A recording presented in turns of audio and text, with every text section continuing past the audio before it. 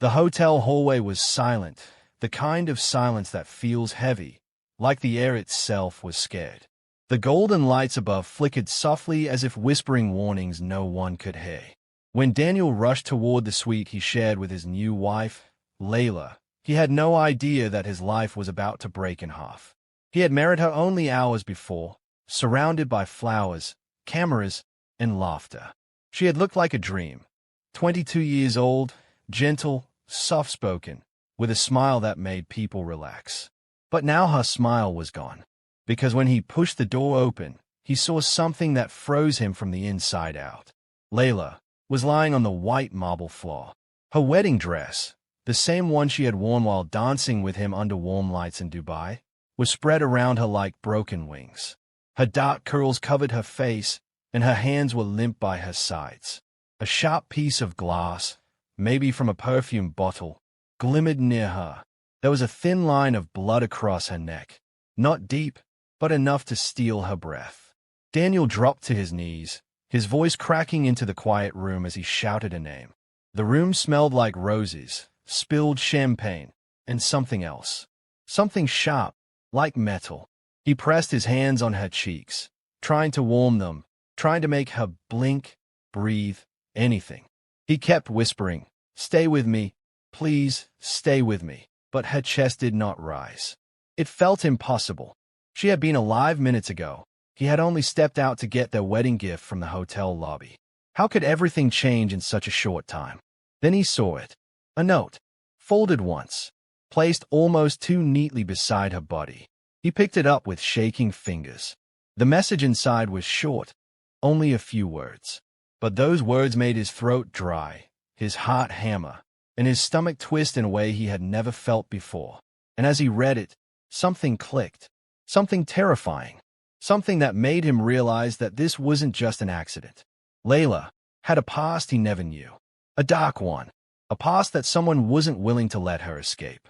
Daniel's hand tightened around the note, because the message didn't only talk about Layla. It talked about him, too. Before he could even process the last sentence, a loud knock shook the door behind him, a knock so hard and sudden that he jumped back in fear. Someone was outside, someone who might know what happened, someone who might not want him to be alive either. And when the door handle began to turn, everything went still. Everything was about to change again. Hours earlier, before the wedding night turned into a nightmare, Daniel's life felt simple in a way most people only dream of. He was 26, from Chicago, and had a calm way of moving through the world. He wasn't rich, but he worked hard as a software technician, saved what he could, and treated people with kindness because he believed, truly believed, that being good to others was the one thing that always came back around. He met Layla at a volunteer event 2 years ago. She was new in the U.S., shy, and seemed to smile only when someone else smiled first. She helped hand out food at shelters, always giving the warmest servings to children, always bending down to tie shoelaces for kids whose hands were too cold to do it themselves. That's what made Daniel fall for her. Not her beauty, though she had plenty of that, but her gentle heart. But every now and then, when she thought no one was watching, her eyes looked scared. Not sad, scared, like she was running from something. Daniel asked her about it once. She simply said, "Some stories are hard to tell until you feel safe." He didn't push, because love, in his mind, grows best when it's not forced. After a year, he proposed. After 2 years, they married. And Layla seemed excited about Dubai, a place she had lived in as a teenager, for their small private wedding. She said it made her feel closer to her old self. Daniel didn't know then that she meant it in ways he could never imagine. Their wedding day was perfect, almost unreal. The sun was a warm gold over the city, and the ocean sparkled like a giant mirror. Layla laughed more that day than Daniel had ever seen her laugh. When he held her during their first dance, she whispered, "Thank you for giving me a clean beginning." He kissed her forehead and told her they would build something beautiful. He believed it with all his heart. But even on that perfect day, Daniel noticed small things that didn't feel right. First, a man at the ceremony, someone neither Daniel nor his guests recognized, kept staring at Layla with an expression filled with something that looked like anger. No, not anger. Hurt. Second, Layla kept checking her phone, even during the reception, her face tightening when she saw unknown numbers calling her. When Daniel asked if she was okay, she forced a smile and said, "It's nothing. Just people who shouldn't matter anymore." But Daniel wasn't the kind of person who ignored when someone he loved was hurting. After dinner, he held her hands and said softly, "You can tell me anything, even the dark things, especially the dark things." She stared at him for a long moment. Her eyes watered, and she whispered, "Not tonight. Tonight I just want to feel happy." He agreed, even though his chest felt heavy. Later, when they reached the hotel suite, everything seemed fine again. They shared cake, watched the night skyline, and talked about silly things like who would burn food more, him or her, when they cooked together back home. Everything felt peaceful, until someone called Daniel's phone from the hotel lobby, saying a package had arrived for him, a gift he assumed was from his best friend, Mark. Layla had laughed and told him, "Go get it. I'll try to find where I left the hairpins." He kissed her cheek and left. That was the last second of normal he would ever experience. Because just 7 minutes later, he returned to find her lifeless on the floor, her pulse fading, her breath gone, her face still soft, as if she had simply fallen asleep. Before he could even understand what happened, before he could even cry properly, before he could even scream, someone knocked on the door, a knock filled with urgency, a knock that didn't sound friendly at all. Daniel froze. His heart raced so fast his fingers tingled. His breath turned sharp. Was it the person who hurt her? Was it someone who knew her past, the past the note talked about? Was it someone coming to stop him from learning too much? The door handle rattled again, harder. "Open up," a voice shouted. Deep, angry, male. Daniel took one step back, clutching the note so tightly that it crumpled in his hand. He looked down at Layla's still body and whispered, "I'm not letting anything happen to you again. I promise." But he didn't know if he could keep that promise. The door shook as if someone rammed their shoulder into it. Daniel stayed at the peephole, terrified. And then, something even worse happened. Something that turned the night even darker. A gunshot exploded on the other side of the door, and a bullet tore straight through the wood, inches from Daniel's head. The force was so strong that splinters flew into the room like tiny knives. He ducked, trembling, his breath stuck in his throat. Someone was trying to get in. Someone dangerous. Someone desperate. Layla wasn't just a woman with a troubled past. She was a woman who had run from something big enough, dark enough, deadly enough, that it had followed her all the way to Dubai. And now, it was coming for Daniel, too. The second gunshot came even louder. The lock cracked. The hinges bent. Daniel didn't have long. He had only seconds before the door gave way. The third gunshot hit the door so hard that the whole frame shook like a tree in a storm. Daniel could feel the vibration go straight into the floor beneath him. The hotel room lighting flickered as if even the bulbs were afraid of what was happening. He pressed his back against the wall, trying to breathe quietly, trying not to make even one sound. Every breath felt like a loud drumbeat. The door hinge bent an inch more. Whoever was outside was strong. Whoever was outside was angry. Whoever was outside was not giving up. Daniel's eyes darted to Layla's still body. The marble floor below her looked too clean for something so horrifying. Her fingers were curled slightly, almost like she was reaching for something or someone. He wanted to stay beside her, hold her hand, cry, scream, shake her awake. But he couldn't. Not now. Another shot.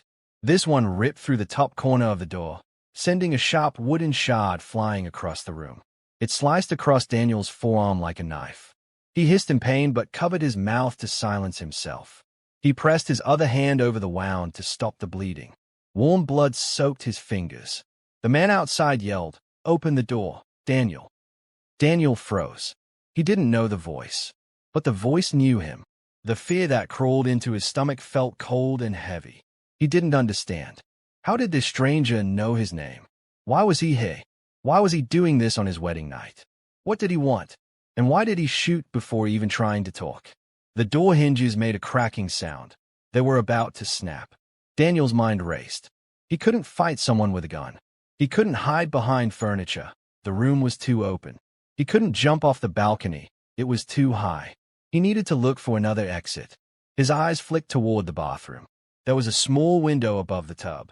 Not big enough for a normal escape, but maybe big enough for him to squeeze through if he climbed. A loud crash hit the door. The lock looked ready to explode. He had no choice. He crawled toward the bathroom, trying to stay low. His hand brushed against Layla's dress. He paused, just for a second, and whispered to her, "I'll find out what happened. I'll come back. I promise." He didn't know if it was true, but he needed to say it anyway. The door banged again. He scrambled into the bathroom, closed the door quietly, and locked it, though he knew a bathroom lock wouldn't stop a man with a gun. He climbed onto the counter, then onto the rim of the cold bathtub, and reached for the window. It was small, dusty, and stiff, like it hadn't been opened in years. He pushed. Nothing. He tried again, harder. Still nothing. His heart pounded louder as footsteps stormed into the bedroom. The main door had finally burst open. He could hear the intruder's boots on the floor. Heavy footsteps. Slow. Controlled. Like he was enjoying every second of hunting for Daniel. "You can't hide from this," the man said. His voice echoed through the room. "You should have minded your own business." Daniel's fingers trembled as he shoved at the window. This time it moved, just a crack. He pushed again with all his strength, biting his lip as his injured arm burned. The window opened enough for him to wedge his shoulder through. The man's footsteps moved closer to the bathroom. Daniel squeezed his chest out the window, then his waist. The edge scraped his skin, but he kept going. Panic filled his body like fire. His leg was still halfway inside the bathroom when the intruder kicked the door. Boom! The flimsy lock broke instantly. The door slammed against the wall so hard the mirror shook.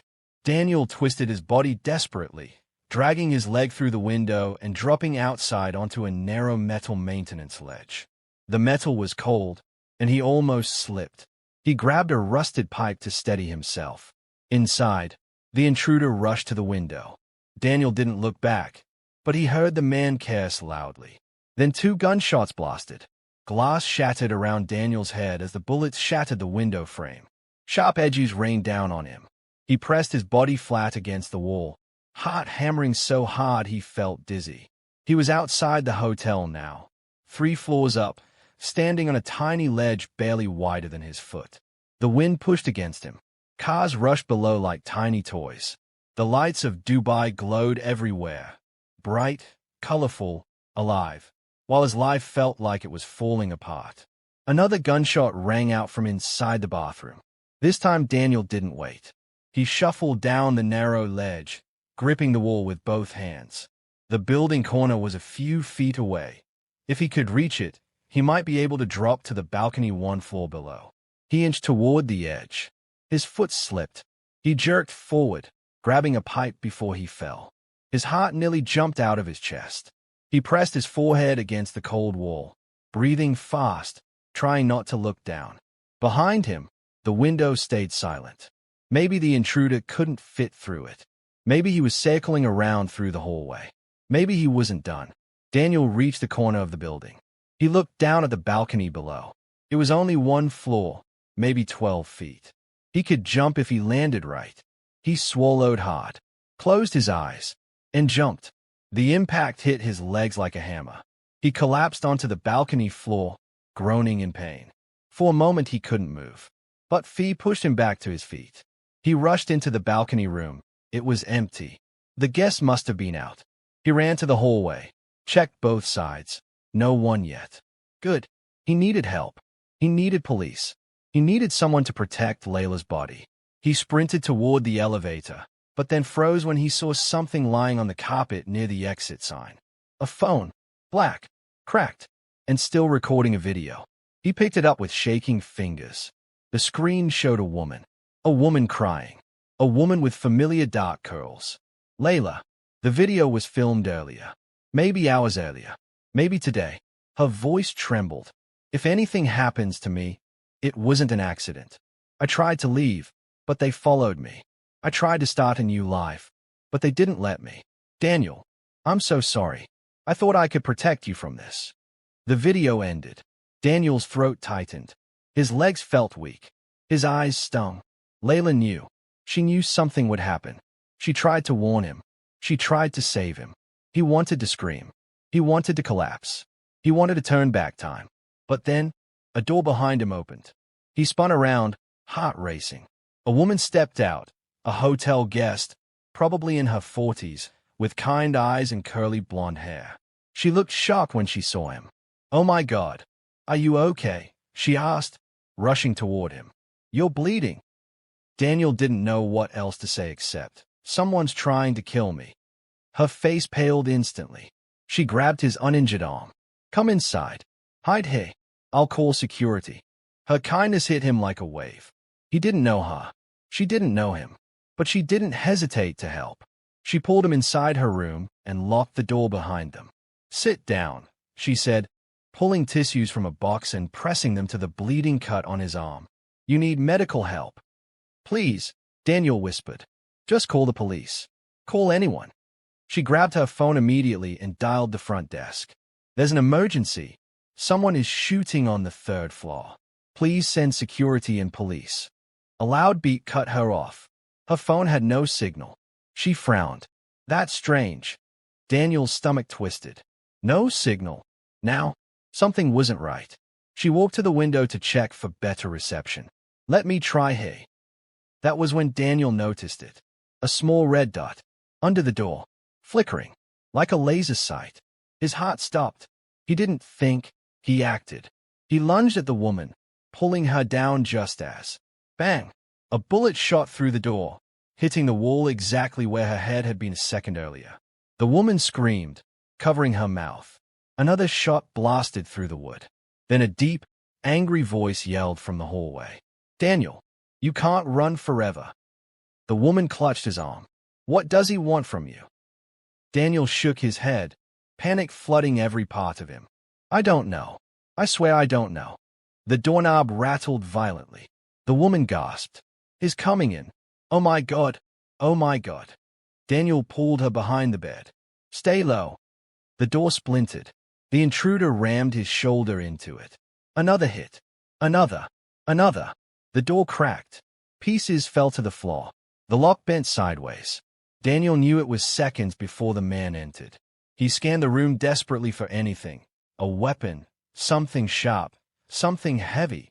But the room was too clean. The intruder hit the door again. The woman sobbed quietly. The door was one strike away from breaking. And then, the fire alarm went off. A blazing, screaming siren filled the entire hallway. Red lights flashed. Sprinklers exploded above them, spraying water everywhere. The intruder cursed loudly. Daniel didn't know who triggered the alarm. Maybe hotel staff, maybe another guest. But the distraction bought them a few seconds. He grabbed the woman's hand. "We need to run. Now." She nodded, terrified. They sprinted to the open window. Daniel climbed onto the ledge first, then helped her through. They scrambled onto the balcony next door, soaked by freezing sprinkler water. Daniel turned to help her climb over the railing. But just as she swung her leg over, a bullet tore through the window behind them. She slipped. Her fingers clutched the railing desperately, and Daniel grabbed her wrist just in time. Her body dangled over 3 floors of open air. Cars looked like tiny lights below. "Don't let me fall," she screamed. "I won't," Daniel shouted, gripping her as tightly as he could. But his wounded arm burned. The metal railing was slippery. The fire alarm kept blaring. Bullets kept smashing glass behind them, and the woman's grip was weakening. Her fingers slipped, one by one, until only her pinky held on. Her wide eyes stared up at him. "Please." Daniel strained every muscle, refusing to let go. But his arm was failing. His hand was slipping. And then, a shadow appeared behind him on the balcony. Daniel froze. He didn't need to turn around to know. The intruder had found them. A gun cocked. A heavy boot stepped closer, and a low voice whispered, "Let her go, or you die next." Daniel tightened his grip on the woman's wrist. He couldn't choose. He couldn't let go. He couldn't save them both. His heart cracked. His breath shook. The intruder raised the gun to Daniel's head, and the woman screamed. As her last finger slipped free, her body fell, straight down, 3 floors. Daniel reached over the railing, shouting her name. but she hit the ground before he could finish. The sound of the impact shot through his bones. Daniel's scream echoed into the night. The intruder stepped behind him, pressing the gun to Daniel's neck, and whispered, "Now it's your turn." The cold metal of the gun pressed against the back of Daniel's neck, sharper than ice, heavier than fear. The night air blew across the balcony, carrying the sound of sirens from far below, the pounding fire alarm still screaming inside the hotel, and the echo of the woman's fall, the sound that refused to leave his ears. His entire body trembled. His injured arm pulsed with pain, burning with every second he tried to stay still. He could feel sweat mixing with the sprinkle of water that soaked his shirt. His breath grew shorter, faster, almost painful. The intruder leaned closer until Daniel could feel the man's breath on his skin. "You caused this," the man whispered. His voice was deep, growling, filled with hatred that didn't belong to a stranger. "You should have stayed out of her life." Daniel clenched his jaw. "I didn't do anything." "You did everything," the man snapped, jamming the gun harder against Daniel's neck. Daniel's hands tightened around the railing, his knuckles turning white. He didn't dare turn around. He didn't dare speak again unless he had to. His mind raced, trying to gather any piece of strength he had left, any small way to survive the next 5 seconds. The intruder's voice dropped lower. "She was meant to come home. But you ruined that." Daniel didn't know what that meant, but the man sounded like he believed every word. His tone was personal, like he wasn't just hunting a stranger, he was punishing someone he hated. The man stepped closer. Daniel could feel the gun rise from his neck and hover behind his head. He knew what came next. The trigger. The end. He squeezed the railing, his fingers slipping from the water. At that exact moment, a loud crash came from inside the hotel room they had just climbed out of. Something heavy, maybe furniture, fell over. It startled both Daniel and the intruder. The intruder turned his head for half a second. That half second saved Daniel's life. Daniel spun around and slammed his injured arm against the gun. Pain ripped through him like fire, but the gun jerked upward, firing into the air instead of his skull. Bang! The shot echoed across the entire floor. Daniel didn't stop. He lunged forward, shoving the man with all the force he could gather. They crashed into the balcony floor, rolling dangerously close to the railing. The man hit him in the ribs with his elbow, hard, knocking the breath out of Daniel's lungs. Daniel gasped, stars filling his vision. The intruder rolled on top of him, pinning Daniel's shoulders down with his knees. He was strong, too strong. Daniel pushed, kicked, twisted, but the man barely moved. "You think you can stop this?" the intruder growled, grabbing Daniel by the throat. "You think you can change anything?" She was dead the moment she left. Daniel clawed at the man's wrist, trying to breathe. His lungs burned. His vision blurred. "Why are you doing this?" Daniel choked. The man's face darkened. His jaw tightened. "Because she belonged to us." Us. The word echoed in Daniel's mind like a warning.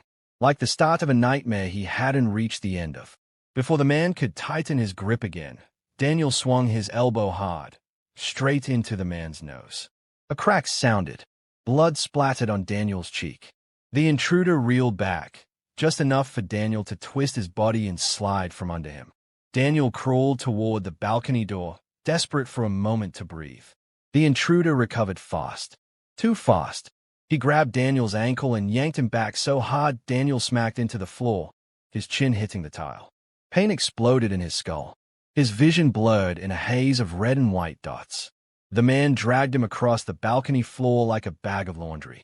"Enough!" the intruder snapped. "We finish this now." Daniel kicked wildly. His foot struck the man's knee. The intruder lost his grip for a second. Just a second. But it was enough. Daniel scrambled to his feet, stumbling into the room. He tripped over a chair and nearly fell, but he pushed himself up and ran into the hallway. His legs felt weak. His lungs burned. Every step hurt more than the last. Behind him, the intruder's heavy footsteps got closer. He was relentless, unstoppable, a shadow that refused to break. Daniel sprinted down the hallway, slipping on the wet carpet. The sprinklers were still going off. Steam filled parts of the corridor. Some hotel guests peeked out of their doors but ducked back inside when they heard gunshots. No one wanted to get involved. Daniel didn't blame them. He just needed to survive long enough for someone to help him. He reached the end of the hallway and turned toward the stairwell door.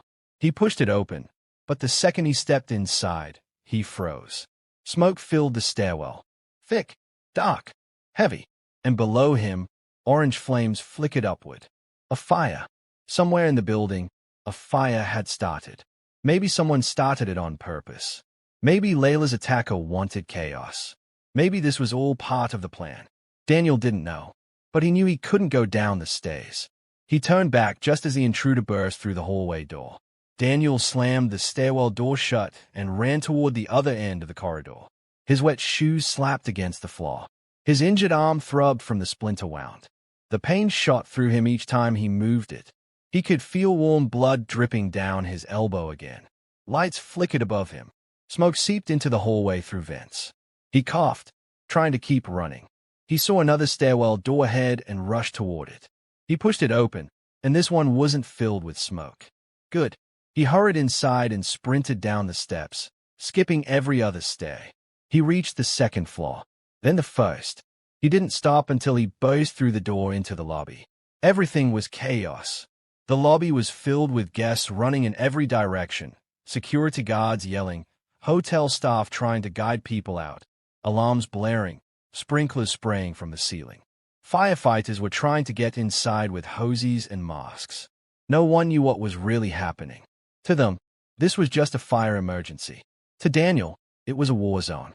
He pushed through the crowd, searching for any police officers, but he didn't see any yet. He reached the front desk, shouting, "Call the police. There's a man with a gun." He killed. But before he could finish, someone grabbed him from behind. He swung around, heart ready to burst. But it wasn't the intruder. It was a hotel security guard, a big man with a buzz cut and a badge that read Coleman. "Sir, calm down," Coleman said firmly. "You're bleeding. You need medical." "No," Daniel shouted. "You don't understand. Someone is trying to kill me. He killed my wife. He killed a guest. He's still inside." Coleman's eyes widened.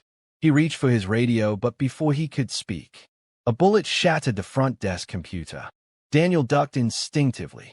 Guests screamed and dropped to the floor. Someone knocked over a vase. A fire extinguisher rolled across the marble tiles. Coleman grabbed Daniel and yanked him behind the counter. The intruder had entered the lobby. He stood at the top of the lobby stairs with the gun pointed downward, scanning the room. Coleman whispered, "Stay down." Daniel's heart pounded. He wanted to follow those instructions. He wanted to hide. But when he peered over the desk, he saw something that made his body go cold. The intruder wasn't looking for him anymore. He was walking toward a family, a young mother holding a crying toddler. No, he couldn't let another innocent person get hurt. Daniel stood up. Coleman tried to pull him back down. "What are you doing?"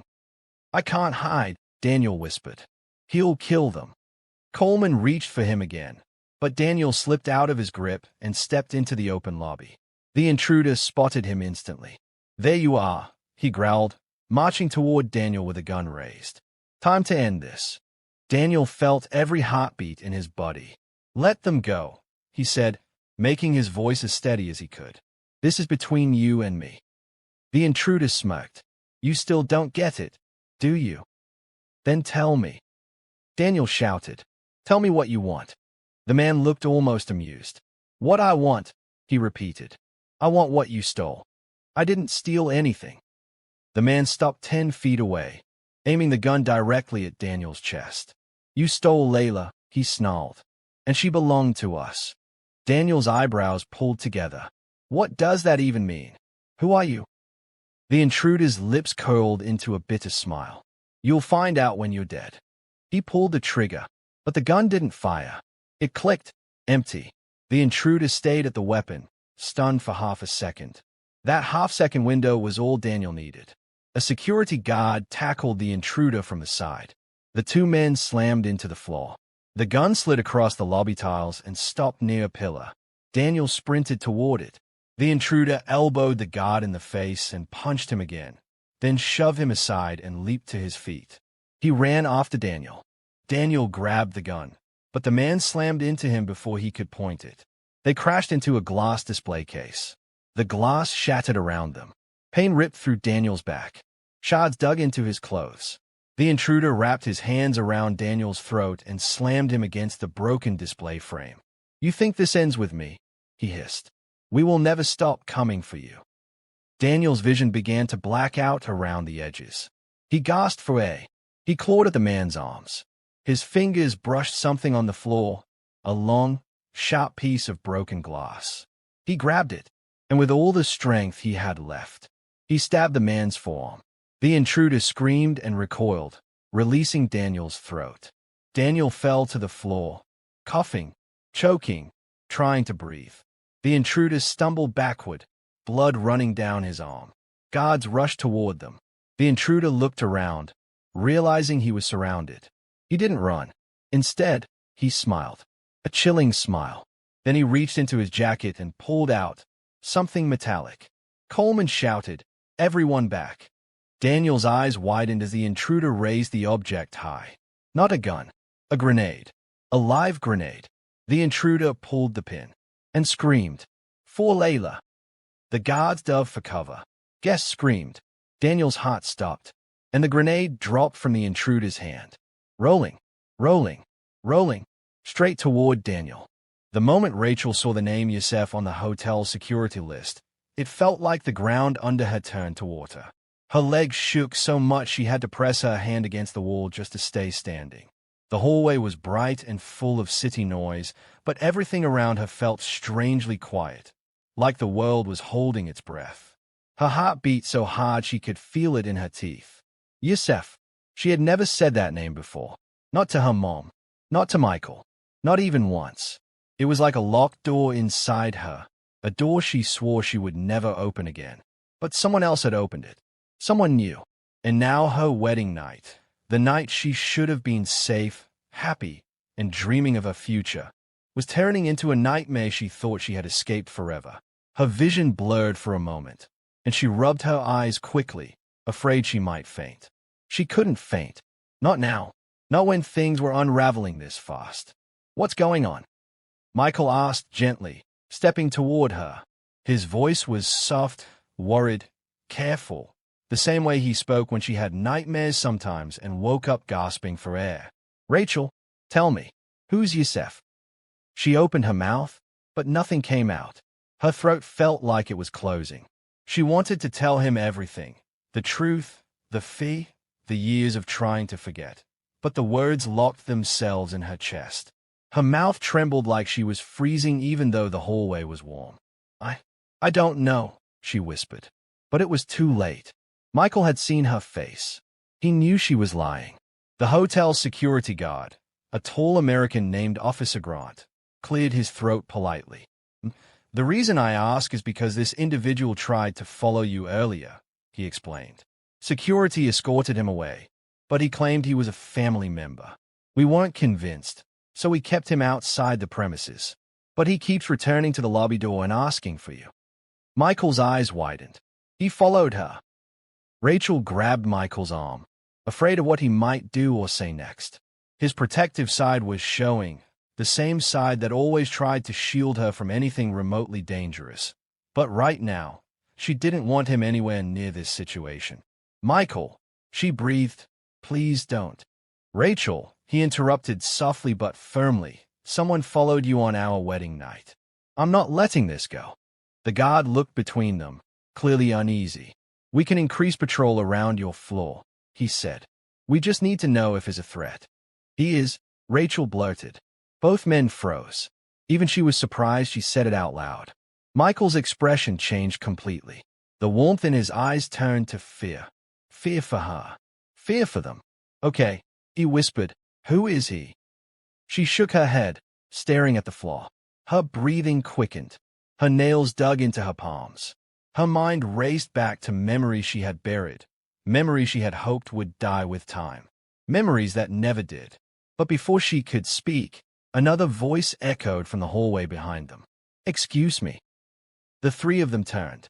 Another hotel security guard was jogging toward Officer Grant, holding a walkie-talkie with a tense look on his face. There's a problem downstairs, the second guard said urgently. The man you warned us about. His back. And his refusing to leave. He says it's an emergency. His asking for her by name. Rachel's skin went cold. Michael stepped in front of her instinctively, like a human shield. Officer Grant nodded quickly to the second guard. Keep him outside. Do not let him near any guest floors. Yes, sir. The second guard hurried back toward the elevators.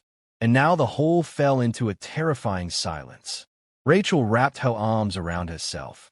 She shouldn't have come. She shouldn't have agreed to fly here. She knew this country. She knew its shadows. She knew the danger hiding behind beautiful buildings, bright lights, and fancy marble floors. And now it had found her again. Rachel, Michael said softly. Look at me. She looked up. His eyes were tender, warm, and scared, but not of her. Scared for her. I'm on your side, he said. Whatever this is, you're not facing it alone. His kindness, his softness, his steady presence, it broke something inside her. Because she knew he meant it. He had always been gentle with her, patient, loving. He never pushed her to open up about the things that made her cry at night. He just held her until she fell asleep. He tried to understand her even when she couldn't understand herself. And she wanted more than anything to tell him everything. But the truth was too big, too dangerous, too heavy. I just want to go to the room, she whispered. Please. Michael nodded. Okay, we'll go. Officer Grant, can you have someone escort us? Of course. The guard motioned to another guard to accompany them. And the three of them walked down the hall, turning the corner where the plush carpet swallowed their footsteps. Rachel didn't look back. She couldn't. Behind them, the lobby filled with noise. But up here, the hallway felt like a tunnel, long and suffocating. She clung to Michael's arm, feeling safer but still terrified. When they reached their room, Officer Grant stopped. We'll keep a guard outside your door, he assured them. If you feel unsafe, call the front desk or security immediately. Michael nodded, thanked him, then pushed the key card into the lock. The door opened with a soft click. The moment they stepped inside, Rachel rushed to the bed and sat at the edge, burying her face in her hands. Michael closed the door slowly and knelt in front of her. Rachel, he said softly, I need you to talk to me. Please. She took a shaky breath. For a moment, she just stared at him. Her husband, the man she trusted most in the world. And then the truth began to slip from her lips in small, trembling pieces. I wasn't always safe growing up, she began. I wasn't always free. Michael's eyes softened. Okay, he whispered. I'm listening. I left Morocco when I was 18, she continued, voice barely audible. I didn't leave by choice. Someone helped me. Someone I owed everything to. She stopped, swallowing the lump in her throat. Michael waited patiently. I came to America because it was the only place where I could disappear, she said, where I could build a new life, where no one knew who I used to be. Michael's voice cracked when he spoke. Are you in danger? She hesitated. I don't know, she whispered. That man downstairs, he asked quietly. Does he know you? Her silence answered the question for him. His jaw tightened, but not in anger, in fear. For how long have you been running from this? He asked gently. 4 years. Michael took her hands. Rachel, I love you. There's nothing you can say that will make me stop loving you. A single tear fell down her cheek. I didn't want to hurt you, she whispered. I didn't want this darkness to follow us. He wiped her tear with his thumb. You didn't bring the darkness, he said softly. It followed you. And now I'm here to help keep you safe. His kindness made her cry harder. She wished she had met him earlier.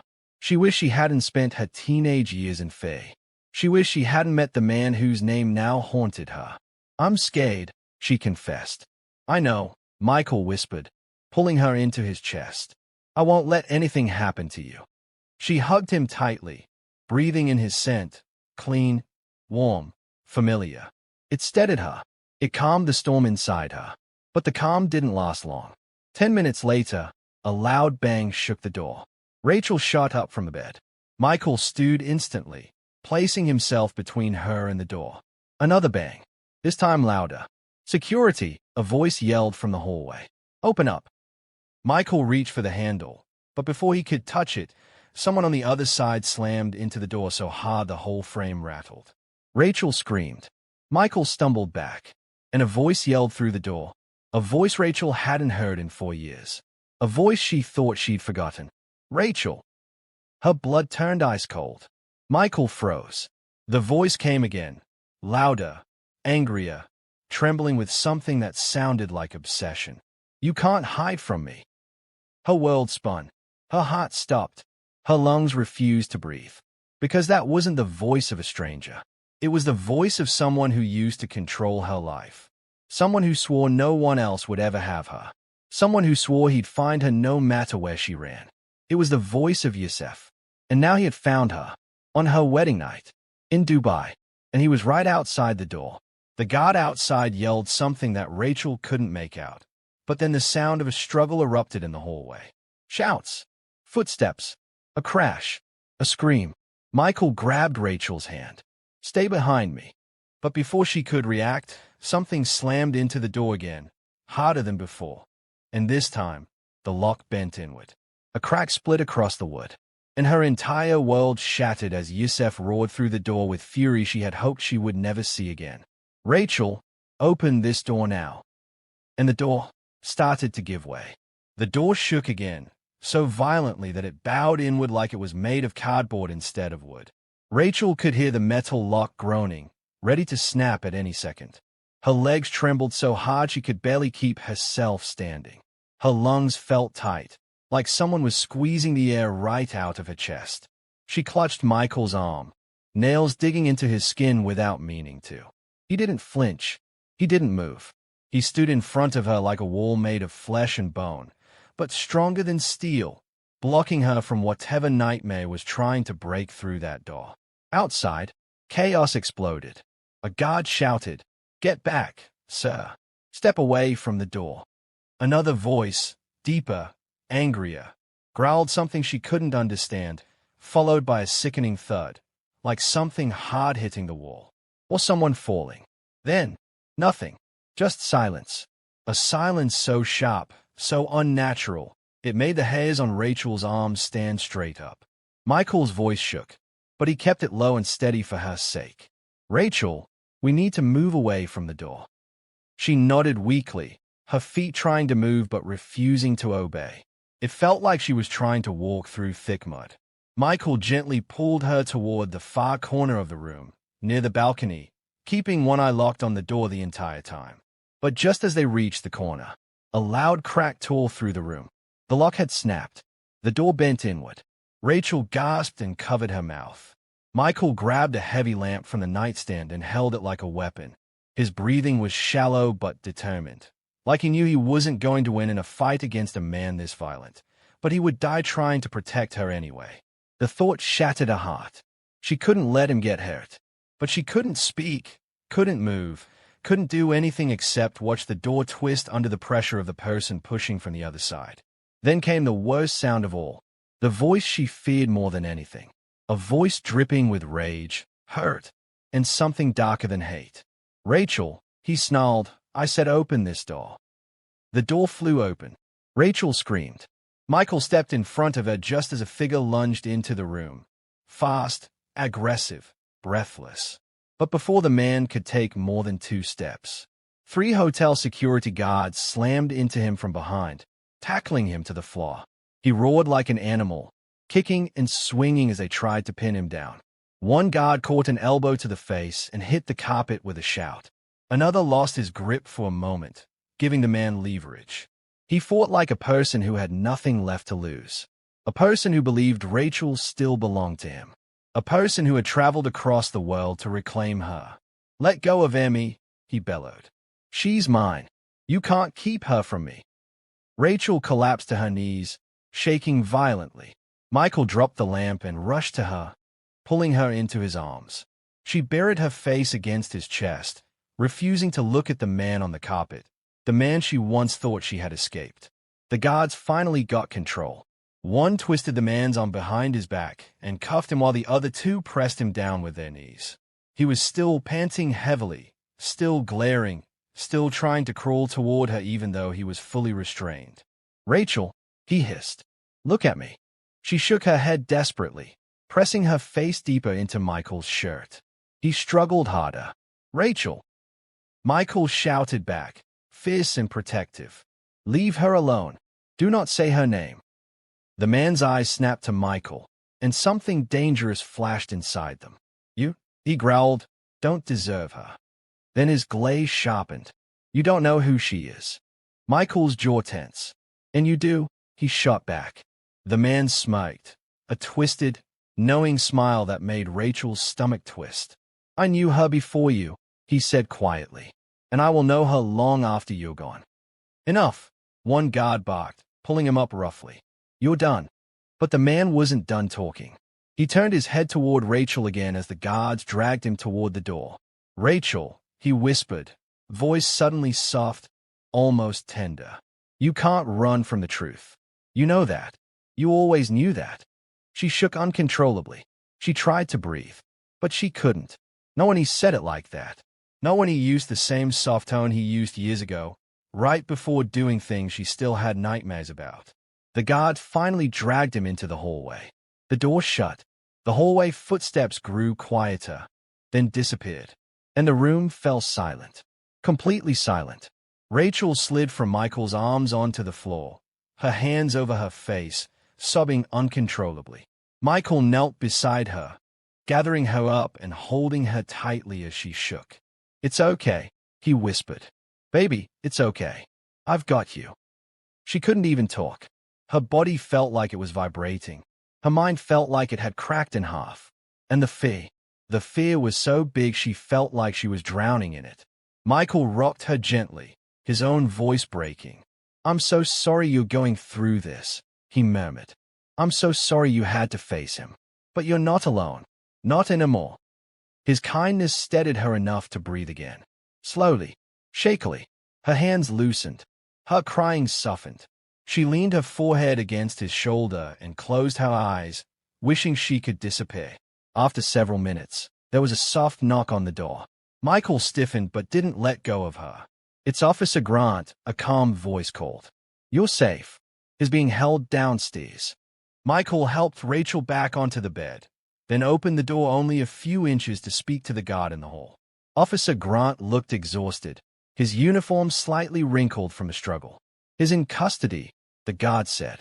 "Police are on their way to take him from hotel security." Michael glanced back at Rachel, then whispered, "What exactly is he saying about her?" The guard hesitated. Michael's face tensed. "Officer," he said firmly, "I need to know." The guard lowered his voice. "Is claiming he's her fiancé." Michael went pale. Rachel's heart stopped. "Is lying," she whispered through shaking lips. "Michael, he's lying." "I know," Michael said quickly, coming back to her side. "I know, sweetheart." But she could tell from the fear in his eyes that he wasn't just thinking about the lie. He was thinking about what it meant that the man had said it. Officer Grant continued softly. "He also insisted he has legal rights over her. We didn't believe him, of course, but the police will want to talk to you both." Rachel's stomach churned. "Legal rights? No. No, no, no, no. He couldn't. He didn't. He had no right to." Her whole body trembled again, and she grabbed Michael's hand like it was the only thing keeping her from falling apart completely. Officer Grant sighed sympathetically. "I'm going to station guards on both ends of your floor," he said. "You're safe for now, but tomorrow morning, the police will request a formal statement." Michael nodded.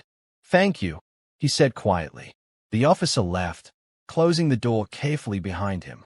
Michael walked back to Rachel slowly, like he was afraid she might break.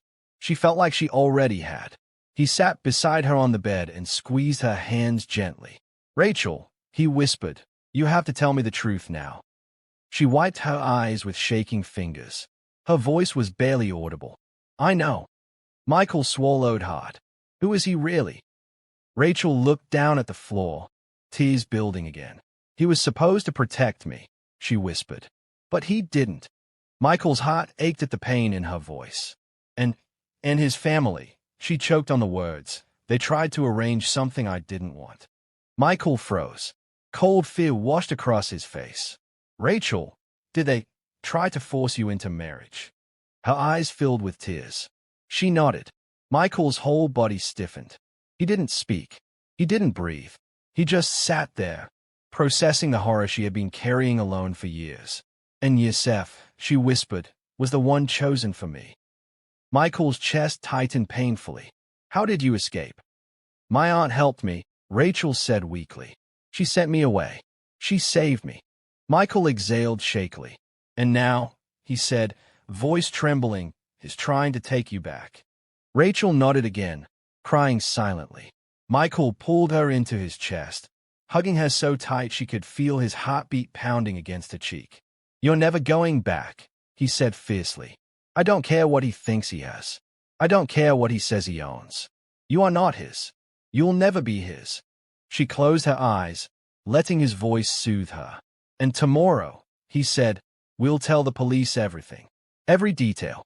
We'll make sure he can't come near you again. Her breathing steadied slightly. For a moment, she believed him. For a moment, she felt safe. But the moment didn't last. Because just as she wiped her tears, just as Michael held her close, just as she tried to breathe normally again, a phone on the nightstand lit up with a bright notification. It wasn't hers. It wasn't Michael's. It was the hotel room's phone, the one connected to the front desk. The screen glowed with a single line of text. Incoming call, lobby desk, urgent. Michael froze. Rachel's blood turned to ice. Slowly, Michael reached for the phone. His hand shook as he lifted the receiver. Hello.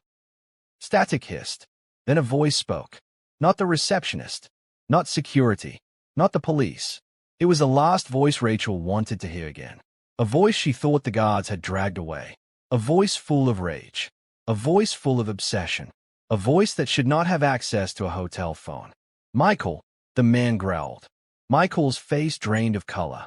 Rachel's heart stopped. The voice continued, low and full of venom. You think she's safe with you?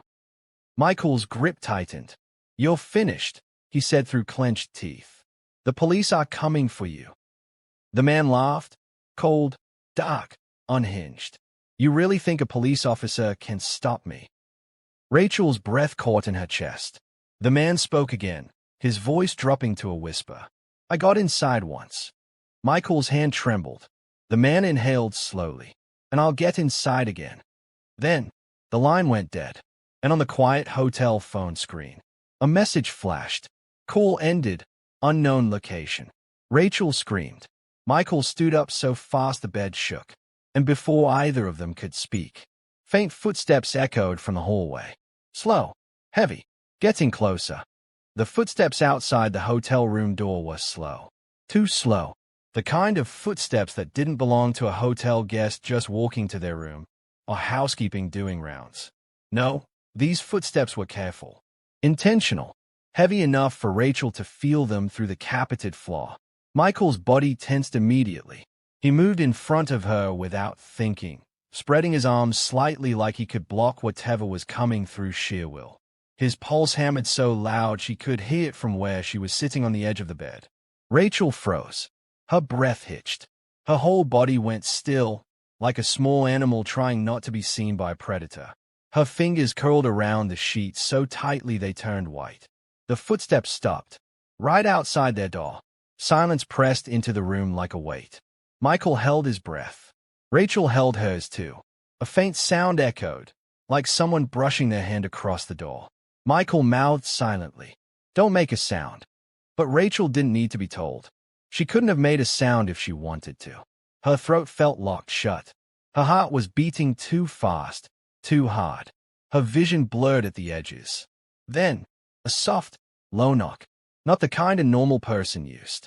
This knock was slow, almost gentle, like the person knocking didn't want to startle them, but wanted them to know he was there.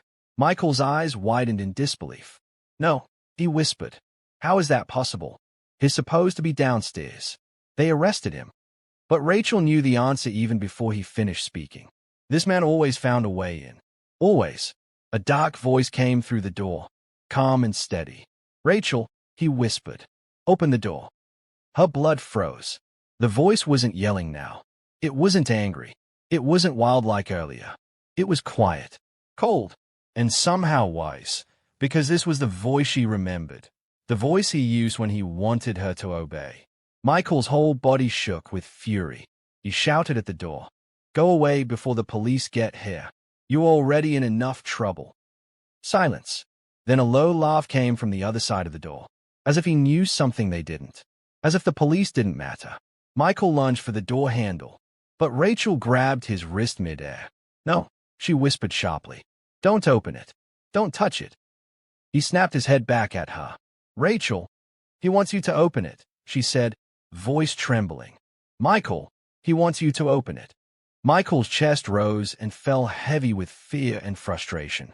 He stepped away from the door, jaw clenched, breath shaking. The voice outside the door grew softer. "Rachel, sweetheart, I came all this way for you." She flinched. Her stomach twisted. Michael's fist tightened until his knuckles went white. "Stop talking to her," he shouted. Silence. Then, slowly, footsteps again. But this time, they were retreating, moving away, down the hall, fading, until the hallway was quiet again. Michael stood completely still, listening, waiting for another sound. Nothing. Finally, he turned to Rachel, his voice tight with worry. "We need to call security again. Something is wrong. The guards should have been outside. Why didn't they stop him?" Rachel swallowed hard. She felt something inside her chest, a small shaking truth she didn't want to say out loud. What if he didn't come alone? Michael stared at her. How would he? Her eyes filled with tears. "You don't know the people he knows," she whispered. "You don't know what they're capable of." Michael kneeled in front of her, gripping her hands. "I'm not going to let them touch you. I'm not letting anything happen to you." His voice cracked on the last word. She squeezed his hands, needing his closeness more than air. His kindness, his love, his stubbornness to protect her even when he didn't know the whole truth. It gave her something she hadn't felt all night. A sliver of strength, a tiny bit of courage, a whisper of hope. He stood and grabbed the phone. But as he lifted it, the line was dead. Completely dead. He pressed the buttons again. No dial tone, no beeping, just empty silence. Rachel covered her mouth. Michael cursed under his breath and slammed the receiver down. "He cut the line," Michael said. "He actually cut the hotel phone line." The room spun around Rachel. "No," she whispered. "No, this isn't happening." Michael grabbed his cell phone, but there was no signal. Only an emergency call button. He tried again. Still nothing. He tried holding the phone near the window. Still nothing. "What is going on?" he muttered, shaking the phone. Rachel felt her throat tighten. This was exactly how Youssef operated. Isolating her, cutting her off from help, trapping her where she couldn't run. Michael moved to the door and looked through the peephole. "What do you see?" Rachel whispered. He didn't answer at first. His hand clenched around the handle. "Michael!" He stepped back from the door, his face pale. "There's no guard outside." Rachel's heart fell. "What?" "They said they would station someone." "They are gone," he said quietly. "Maybe pulled away. Maybe lured away. I don't know. But they are not here." Her whole body felt like it was collapsing inward. Michael reached her and put his hands on her shoulders. "I won't let anything happen to you," he repeated again, like saying it enough times would make it true. Rachel nodded, though fear sat heavy in her stomach like a stone. For several minutes, they sat on the bed in total silence. The room felt smaller, darker, even though all the lights were on. Every faint sound from the hallway made Rachel jump. Michael kept his arm around her, rubbing slow circles on her back to soothe her, though his own hands shook. After a while, the panic inside Rachel settled enough for her to breathe normally again. Her heartbeat slowed to something that wasn't painful. Her mind, still foggy and terrified, cleared just enough for her to think. She wiped her eyes and whispered, "Michael, can I ask you something?" He nodded. "Anything." Do you hate me now?" Michael looked shocked. "What?" "Rachel, no. Why would you even think that?" She looked down at her hands, ashamed. "Because I'm not who you thought I was." He lifted her chin gently so she had to look into his eyes. "You are exactly who I thought you were," he said softly. "You're kind. You're brave. You survived things I can't even imagine. You built a whole new life with nothing. And you still smile. You still love. If anything, I love you more knowing what you've survived." Her eyes filled with tears. He pulled her into a tight hug, kissing the top of her head. "You're my wife," he whispered. "That man outside, he has no power over you anymore." For a moment, Rachel let herself believe that. She leaned against his chest, listening to his heartbeat. Steady, safe, real. It brought her out of the darkness and into a soft, calm place where she could breathe again. For the next hour, they stayed like that, whispering softly, sharing pieces of the past she had never spoken aloud. Not the darkest parts, not yet, but enough for Michael to understand how deeply Youssef had controlled her life. The morning sun over Dubai was harsh and white, like it didn't care about the paint it shone on. Michael stood outside the consulate building while paperwork, reports, signatures, and questions felt endless. Every hallway he walked through echoed with one unbearable truth. Sophia was gone. The 22-year-old woman he married. The woman who laughed like she didn't know how to be sad. The woman who kept secrets because she didn't know how to trust the world. He held her ring in his palm, closing his fingers around it so tightly that the metal dug into his skin. It hurt, but it made him feel awake. Even now, even after everything, he wished he had understood her better. He wished she had lived long enough to feel safe enough to tell him the truth. Detective Ava met him in the hallway. She didn't smile. She knew smiles didn't belong here. "It's finished," she said quietly. "Her case is officially closed." Michael nodded, but he didn't feel relieved. Closure felt like a word people used when they didn't know what else to say. Ava hesitated. "I know her past was complicated, but she wasn't a bad person, Michael. You saw her. You knew her." He exhaled slowly. "I did. She loved you," Ava added. He didn't answer. He couldn't. His heart already knew. He left the building and stepped into the bright heat. Cars rushed by. People hurried. Life kept moving, like nothing had happened. But for him, the world had quietly cracked open. As he walked, images of Sophia filled his mind. Her shy smile the first time they met at the cafe, her nervous hands on their wedding day, her eyes always carrying something she couldn't say. He remembered her last whisper, too faint to fully hear, but strong enough to haunt him. "I'm sorry. I didn't want you to know." What past could be so dark? What truth had she carried alone? What danger had followed her all the way to Dubai? Michael stopped at the edge of the street and looked up at the sky. Maybe he would never get all the answers. Maybe some stories die with the person who lived them. But he knew this. Sophia had fought her entire life to escape the shadows around her. And even though she didn't make it, her story would not end in silence. Michael took a deep breath and whispered, "I'll tell the world who you really were. And I'll finish what you started. A promise. A mission. A beginning born from an ending." He turned and walked forward, not away from Sophia, but toward the truth she never got to reveal. And just when he reached the corner, his phone buzzed. An unknown number. No name. Only a short message. "You're next." Michael froze, blood turning cold. Her past wasn't finished. And now, it had found him. Just when Michael thought Sophia's story ended, his phone lit up with two words that changed everything. "You're next."